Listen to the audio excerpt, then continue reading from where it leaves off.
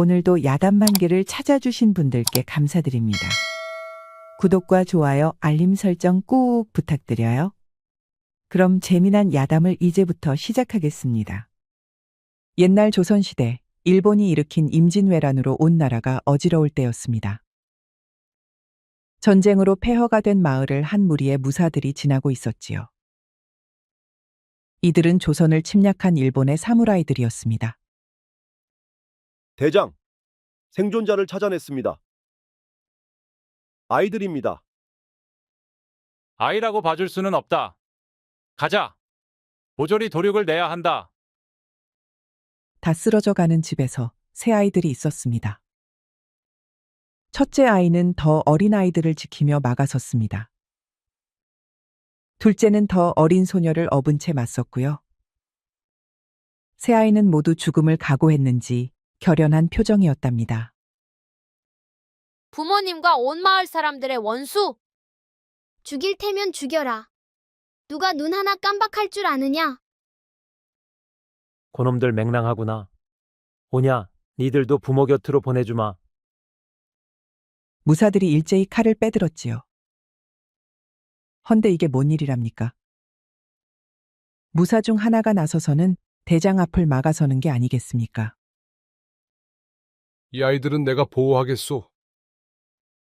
모시, 그럼 풍신수길 전하가 맡긴 임무는 어찌하란 것이냐? 무사된 자가 어찌 무도한 자를 주인으로 모시겠소. 풍신수길은 더 이상 내 주군이 아니오. 모시, 니놈이 정령 배신을 하는 것이냐? 오냐, 죽여주마. 무사들은 일제히 사내에게 덤벼들었지요. 무시무시한 칼날이 여기저기서 날아들었습니다. 허나 사내의 칼솜씨는 그야말로 신들린 듯하였답니다. 사내는 덤벼드는 무사들을 모조리 베어버리고는 아이들을 품에 안았지요. 얘들아, 이제 가자꾸나. 이제부터 너희는 내가 지켜주마.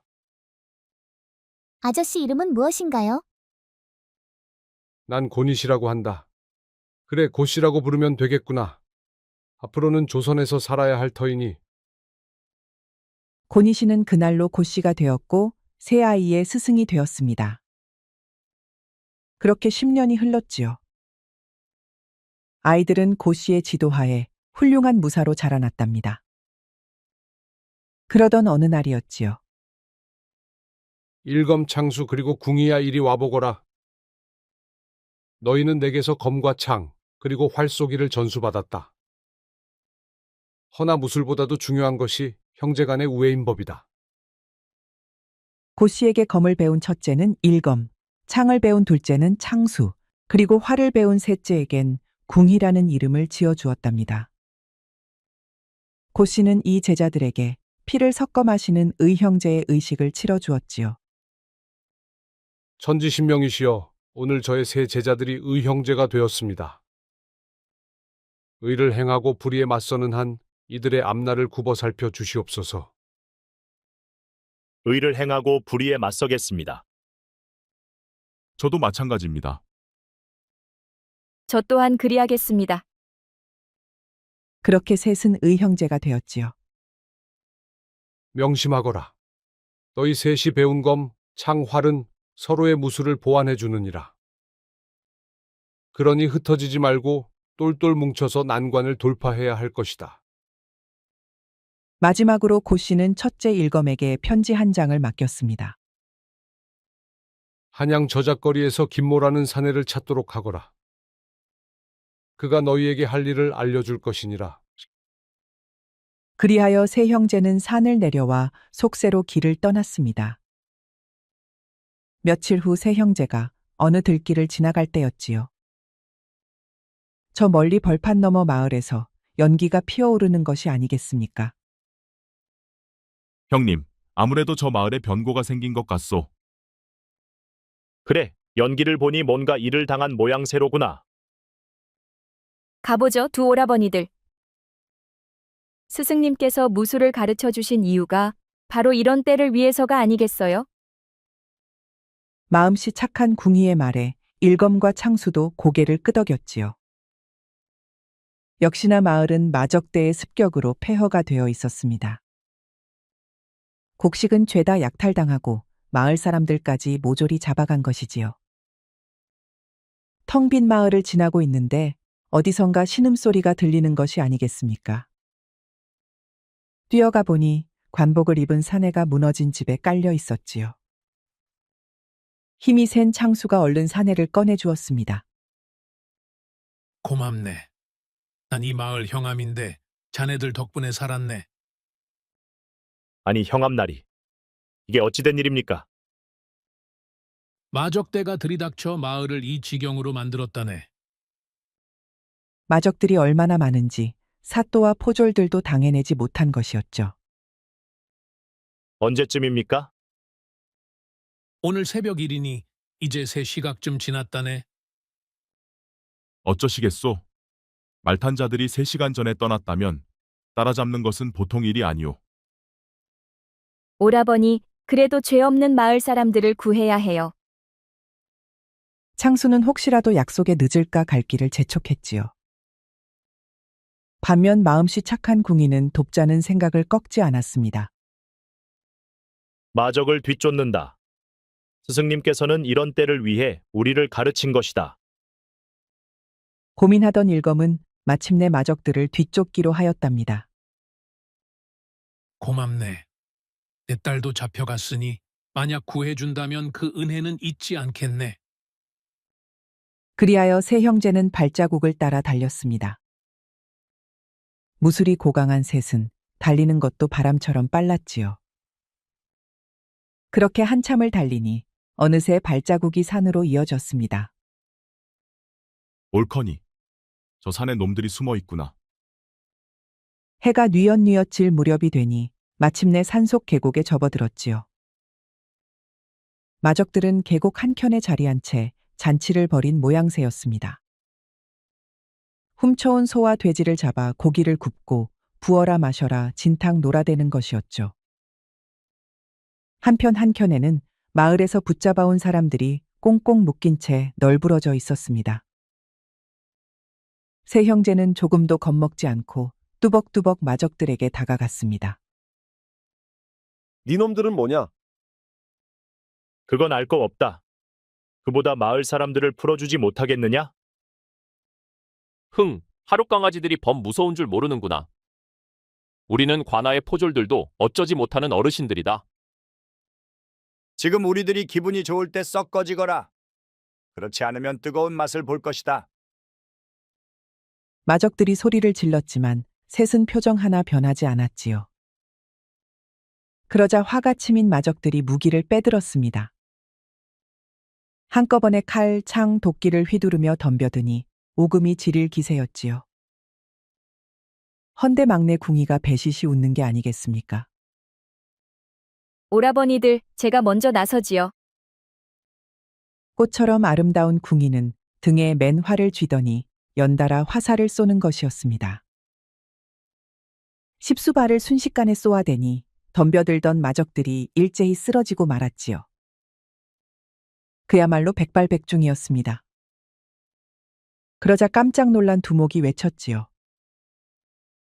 이제 보니 예산 놈들이 아니구나. 여봐라, 한꺼번에 덤비거라. 두목의 호령에 마적들이 황급히 말에 올라타는 것이었습니다. 그러더니 질풍처럼 말을 몰아 한꺼번에 돌격해오는 것이었지요. 계곡 전체가 말발굽 소리로 진동을 했답니다. 귀한 군말을 도적질에 써서 되겠나. 둘째 창수가 나섰지요. 창수는 큰 창을 떡하니 세워서 달려드는 마적들을 하나하나 고꾸라뜨렸답니다. 순식간에 네다섯이 말에서 떨어져 나뒹굴었지요. 잘했다 둘째. 쓸만한 군마가 생겼구나. 그중 말 하나를 잡아탄 일검이 칼을 뽑았습니다. 그대로 적진 한가운데로 뛰어드니 칼을 휘두를 때마다 마적들이 추풍낙엽처럼 쓰러졌지요. 창수와 궁이도 합세하니 그야말로 일당백이 따로 없었습니다. 셋이서 한바탕 휘저어주니 그 많던 마적들이 모조리 쓰러지고 말았답니다. 이놈들, 가까이 오면 이 처자의 목숨은 없다.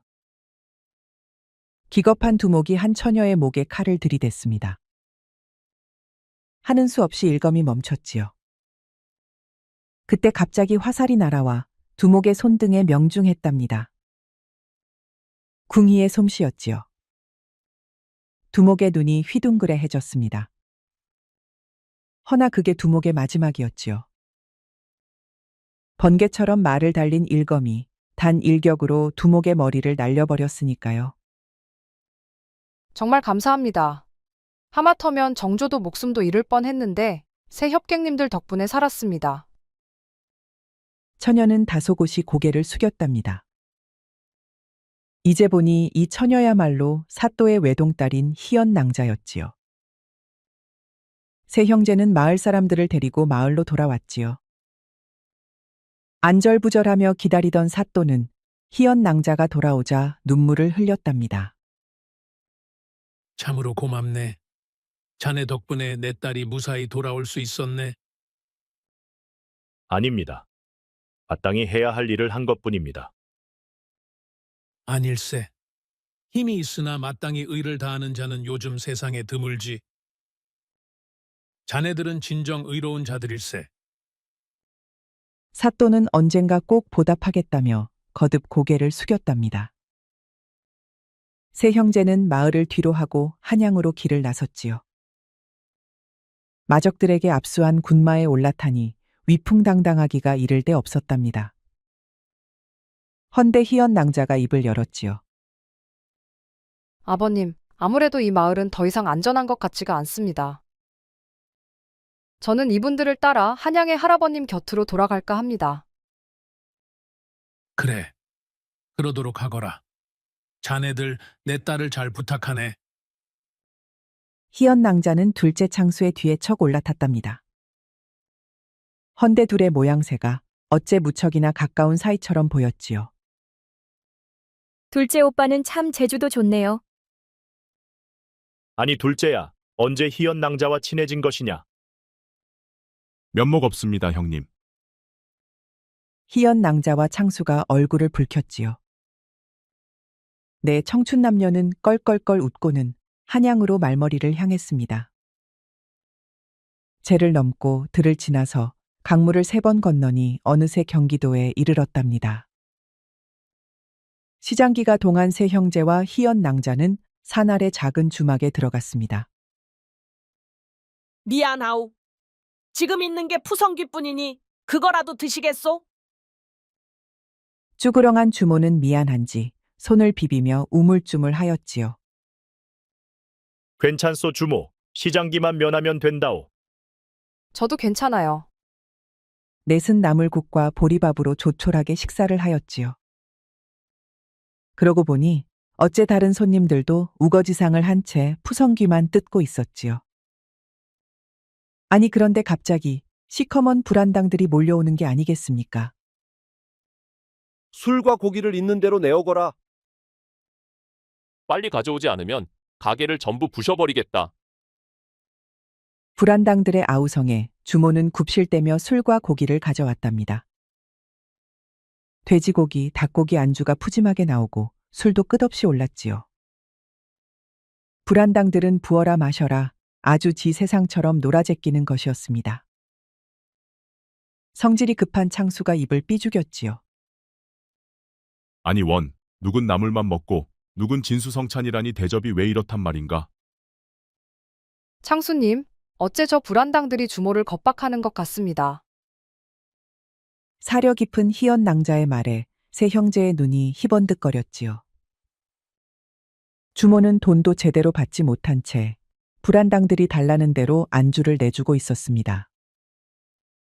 아마도 저 불안당들이 주막을 탈탈 털어먹는 것이 분명했지요.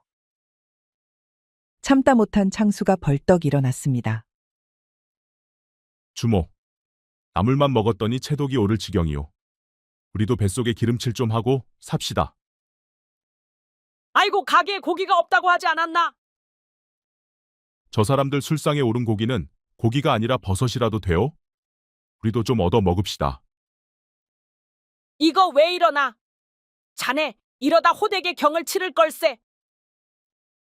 창수가 걱정된 주모가 뜯어 말렸습니다. 허나 작심한 창수는 오히려 더 크게 불만을 터뜨렸지요. 그러자 불안당들의 눈이 흉흉해지는 것이었습니다.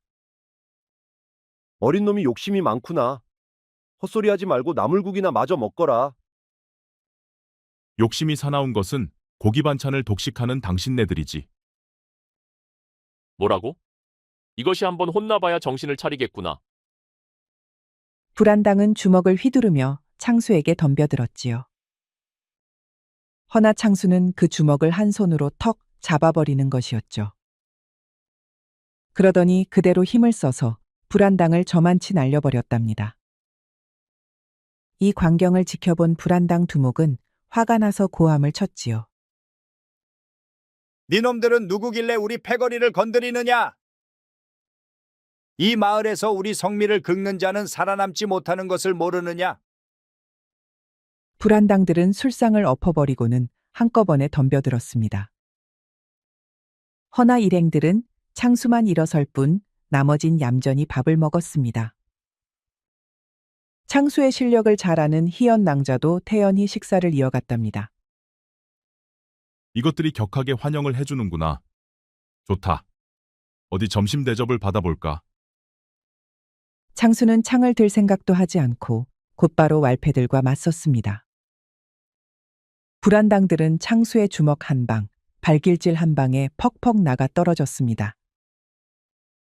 다가오는 두 놈에게 한 방씩 먹인 창수는 세 번째 놈을 번쩍 들어 그대로 집어던졌지요.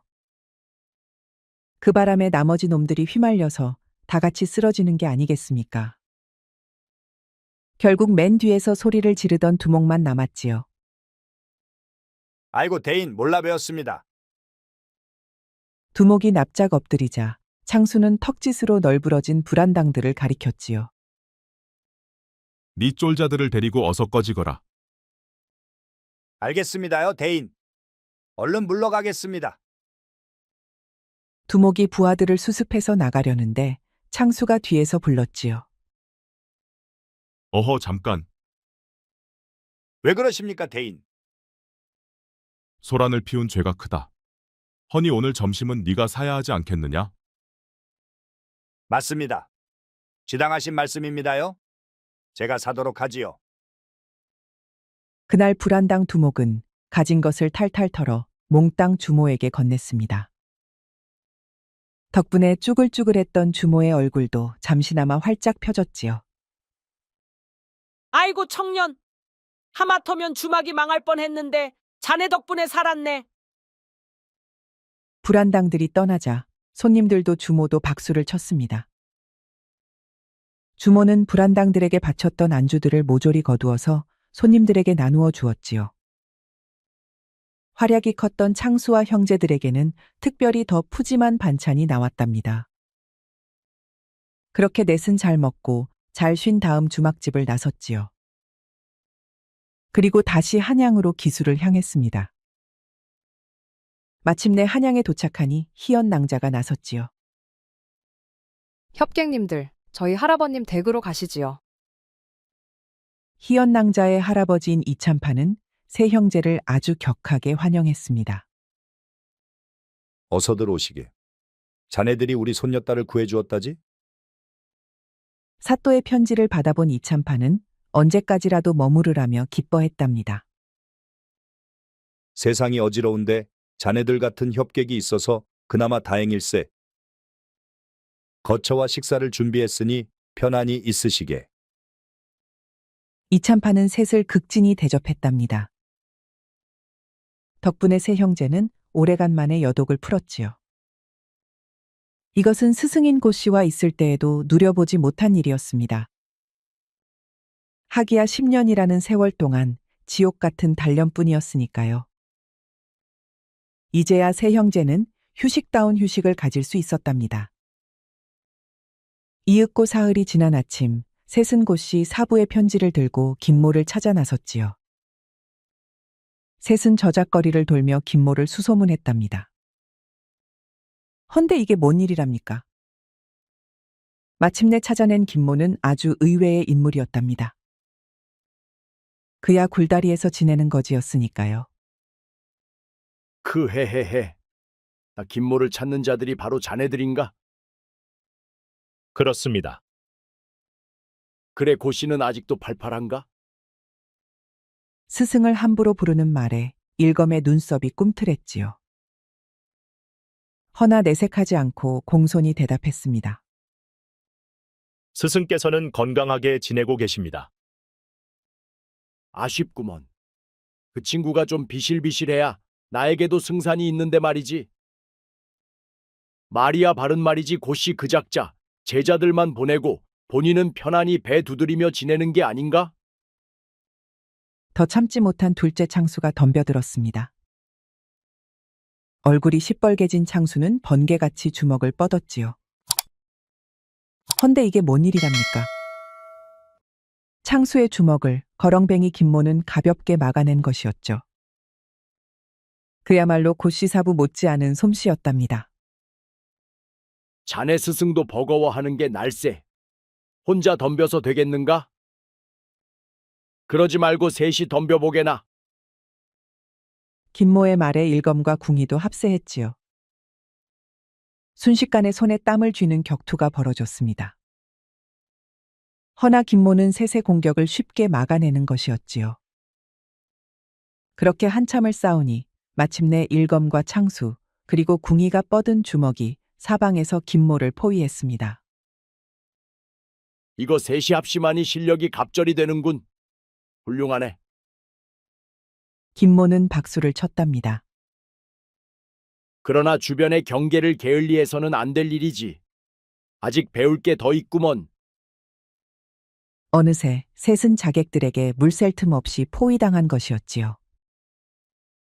이제 보니 김모의 거렁뱅이 차림새는 철저한 위장이었던 것입니다. 셋이 황당해하고 있는데 김모는 껄껄껄 웃었지요. 자, 환영 인사는 이걸로 되었고 자네들에게 맡길 일이 있다네. 김모는 품속에서 용모파기를 하나 꺼냈답니다. 이 작자는 박흥이라는 대행수라네. 이 자는 조선의 백성들을 붙잡아 명나라에 팔아치우고 있다네. 헌데 포도청에서는 어째선지 수사할 생각조차 안 하고 있지. 그러니 자네들이 나서서 이 자를 수사해보면 좋겠네. 알겠습니다. 고맙네. 자네들이 놈을 수사하는 동안 우리는 그 배우를 알아보겠네. 세 형제는 박흥 대행수가 있는 군산항으로 향했습니다. 한참 말을 달리니 꼬박 하루 만에 포구에 도착하였지요.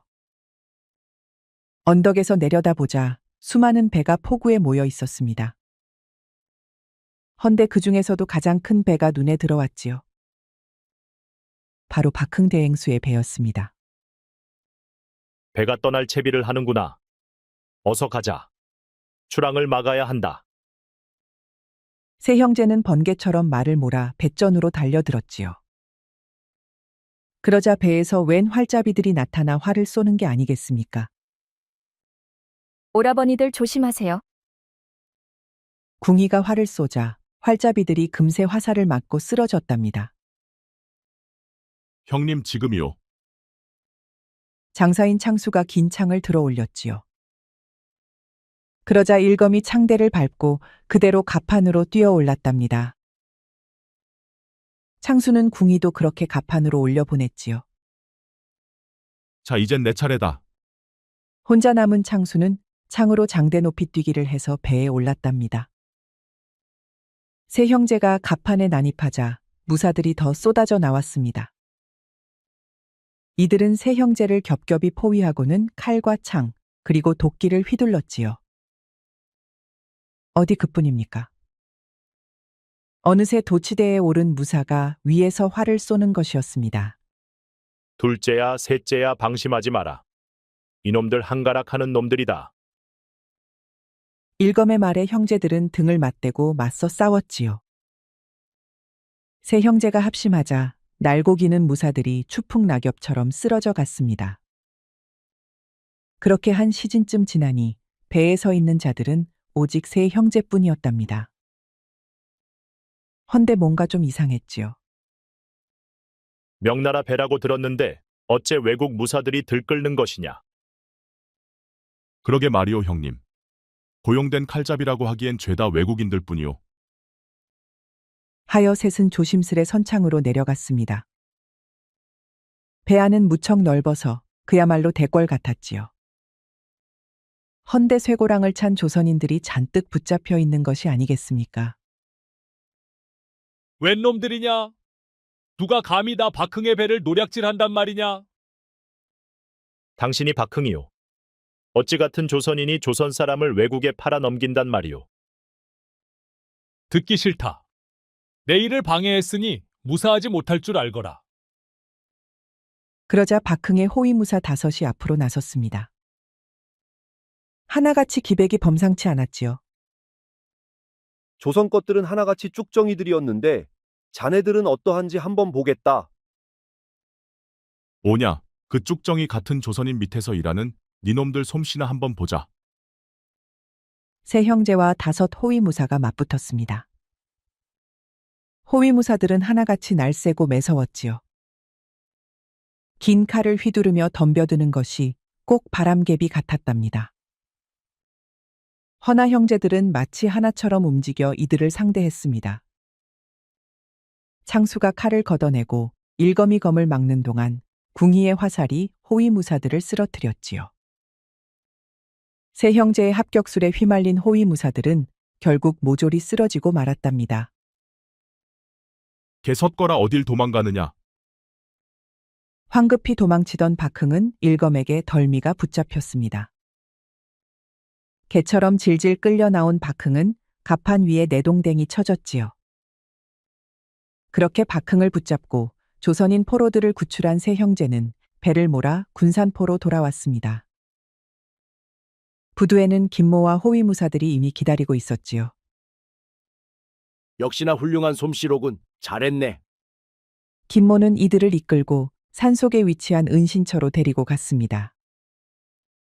바른 대로 말하거라. 이 많은 외국 무사들은 다 무엇이냐? 그리고 조선 사람을 외국에 팔아치워서 무엇을 도모하려 했던 것이냐? 헌데 박흥은 도무지 입을 열지 않았습니다. 내가 누군 줄 아느냐? 너희는 지금 큰 실수를 하는 것이다. 실수는 뉘우치지 않는 박흥 대행수 그대가 하고 있다. 아니다. 내 뒤에 누가 있는 줄 알면 니놈들도 이러진 않을 것이야. 얼마든지 들어줄 테니 한번 말해보거라. 김모의 말에 박흥은 숨을 골랐습니다. 자기도 그 이름을 토설하는 것이 보통 두려운 것이 아닌 듯 했지요. 한참을 망설이던 박흥이 마침내 입을 열었답니다. 한양을 관할하는 한성판윤이 바로 내 배후요. 무엇이? 한성판윤이 양민들을 노예로 팔고 있다 이거냐? 무슨 연유인지는 나도 모르. 허나 이 모든 것은 판윤의 짓이었소. 그 말에 김모의 얼굴빛이 변하였지요. 김모는 박흥을 은신처 깊숙한 곳에 가두고 형제들과 한자리에 앉았답니다. 이 사건에 판윤이 연루되었다면 보통 문제가 아닐세.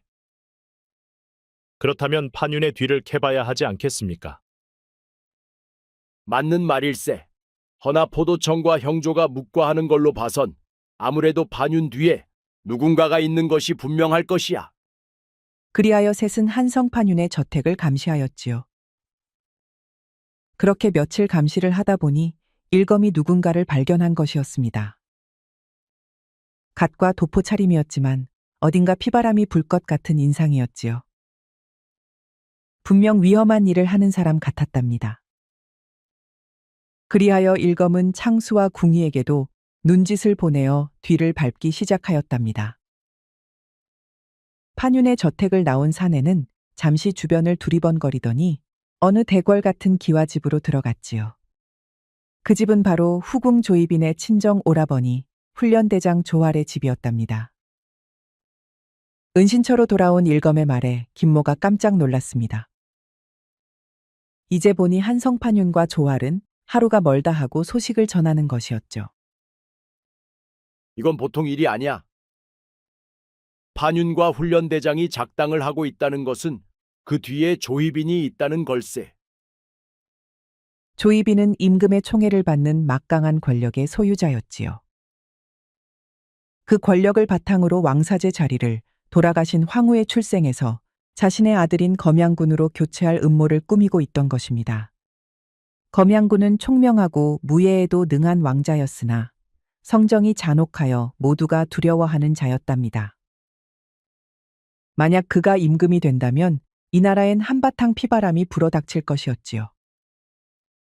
한성판윤과 훈련대장까지 합세했으니 이 한양 땅은 저들의 소굴이나 다름없게 되었네.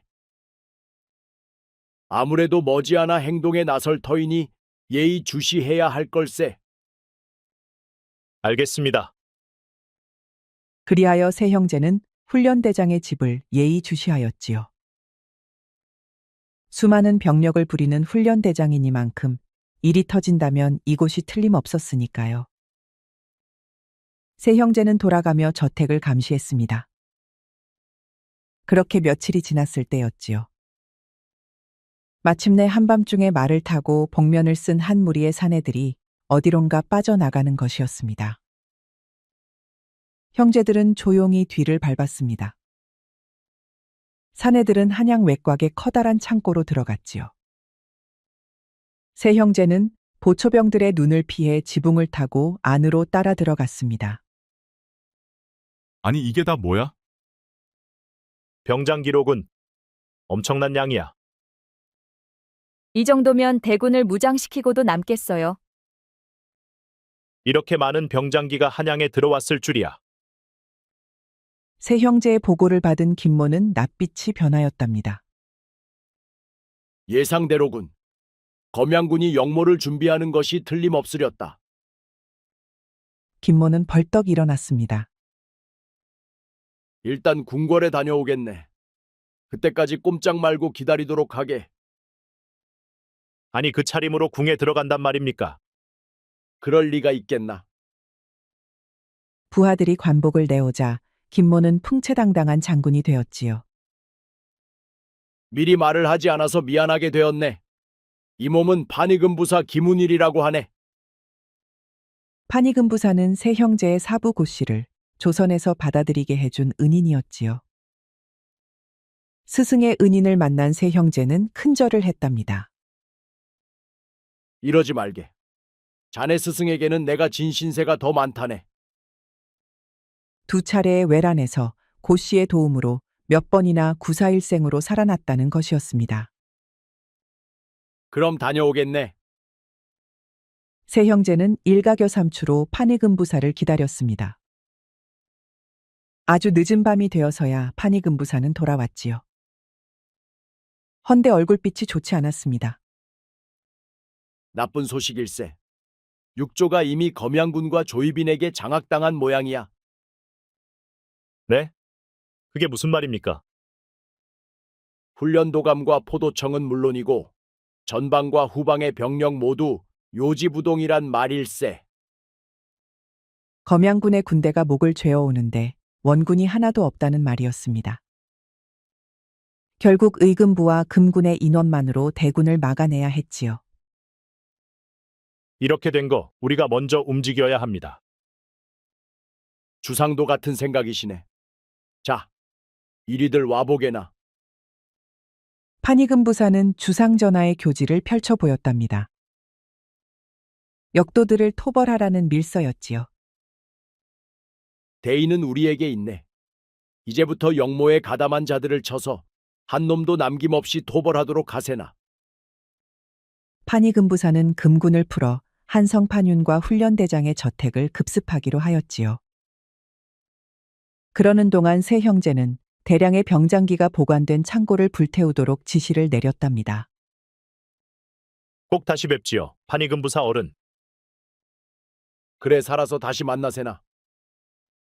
그리하여 세 형제는 지체 없이 창고로 향했습니다. 병법에 밝은 검양군은 창고에 수많은 보초들을 배치하였지요. 허나 세 형제는 거칠 것이 없었습니다. 궁이가 화살로 외곽의 보초들을 처리하는 동안 일검과 창수는 곧바로 창고로 뛰어들었습니다. 역도들은 듣거라. 오늘 이곳에서 살아나가는 자는 아무도 없을 것이다.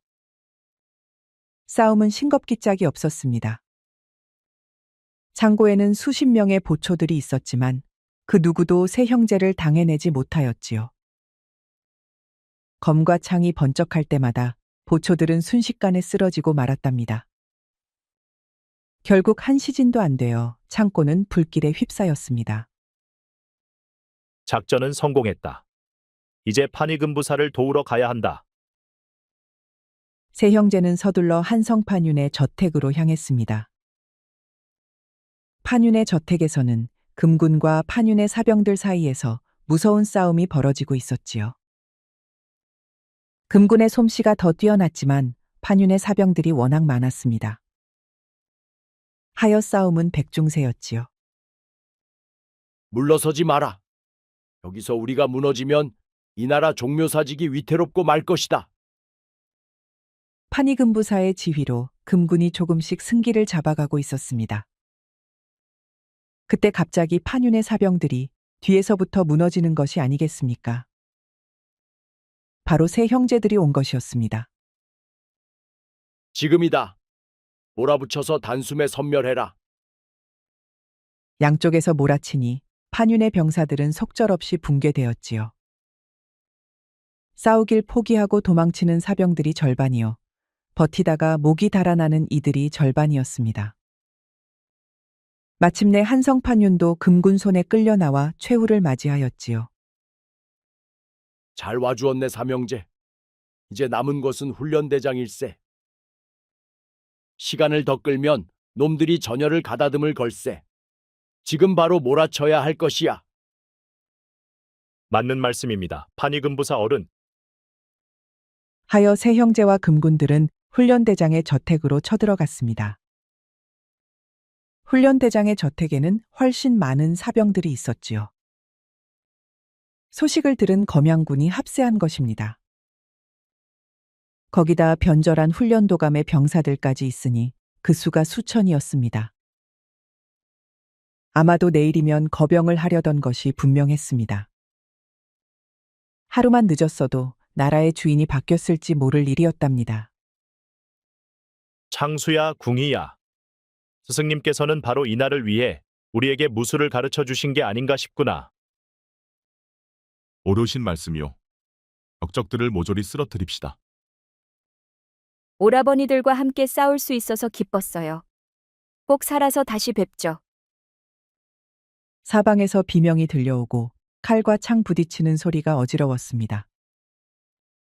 모두가 죽기를 각오하고 싸우는데 특히나 세 형제의 솜씨가 돋보였지요.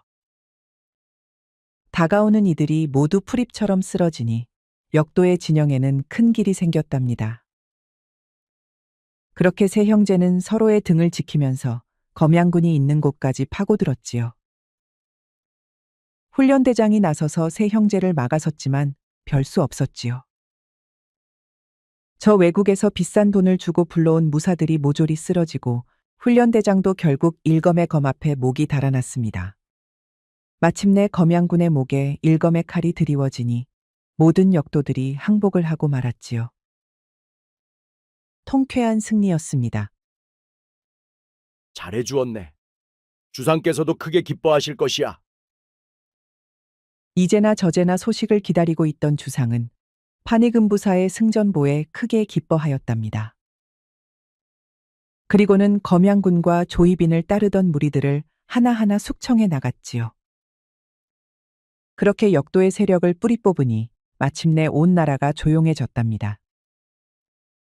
판이금부사는 세 형제를 불렀습니다. 이번 일로 자네들 공이 제일 크다는 걸 주상께서 잘 아신다네. 그래서 주상께서는 자네들 셋에게 벼슬을 내려 내금위로 맞이하겠다고 하시었네. 참으로 영광스런 일이니 자네들도 거절하지 말게나. 헌데 어째 셋의 반응이 떨떠름한 것이었죠. 참으로 감사한 말씀이나 저희는 사양하고 싶습니다. 맞습니다. 그동안 무술을 갈고 닦느라 세상 구경이라고는 통 못했으니까요. 벼슬도 좋지만 저희는 앞으로 세상을 돌며 더 많은 것을 보고 싶어요. 세 형제가 무술을 배운 것은 입신양명하기 위해서가 아니었으니까요. 이들은 배운 무술을 통해 곤란에 빠진 사람들을 더 많이 구하고 싶었답니다. 그 뜻을 알아본 파니금부사는 고민에 빠졌지요. 알겠네. 자네들 뜻이 정 그렇다면 이를 어쩌겠는가? 허나 주상께서 실망이 크실 테니 부디 큰 소리 말고 조용히 한양을 빠져나가 주시게. 그러자 세 형제는 파니금 부사에게 큰 절을 하였지요. 그리고는 바람처럼 말을 달려 그날로 한양에서 사라졌답니다. 형님은 아쉽지 않으셨소? 벼슬자리를 준다는데 말이오. 아서라. 10년을 갇혀 죽어라 훈련만 했는데 그런 삶을 또 한 번 살란 말이냐? 맞아요. 답답한 일은 이제 사양하고 싶다고요. 그렇게 말을 달리는데 어느새 한 여인이 말을 타고 오는 것이었습니다. 연희 낭자였지요. 먼 길에는 길동무가 필요한 법이지요. 이를 말이오. 낭자와 같은 길동무는 언제나 환영이오. 그리하여 네 사람은 새로운 모험을 찾아 길을 나섰지요. 이들이 어디로 향했는지는 알 수 없으나 그 뒤로 수많은 탐관오리와 악당들이 쓰러졌다고 하네요. 마지막엔 조선 팔도를 지나 명나라와 바다 건너 외국에도 다녀갔다고 하니 정말 바람처럼 살다 갔다고 말할 수 있겠습니다. 만약 복수심에 사로잡혔다면 세 형제가 이토록 훌륭한 협객이 될 수 있었을까요? 세 형제는 합심하여 천하무쌍의 무사가 되었습니다. 그럼에도 의를 잊지 않고 실천하니 그야말로 올바른 길을 걸었다고 말할 수 있겠습니다. 우리 영상을 시청하신 모든 분들께 행복이 가득하길 기원하겠습니다. 구독과 좋아요, 알림 설정 부탁드려요. 이후에도 재미난 이야기가 많이 준비되어 있으니 다른 영상도 꼭 보러 와주세요. 주세요.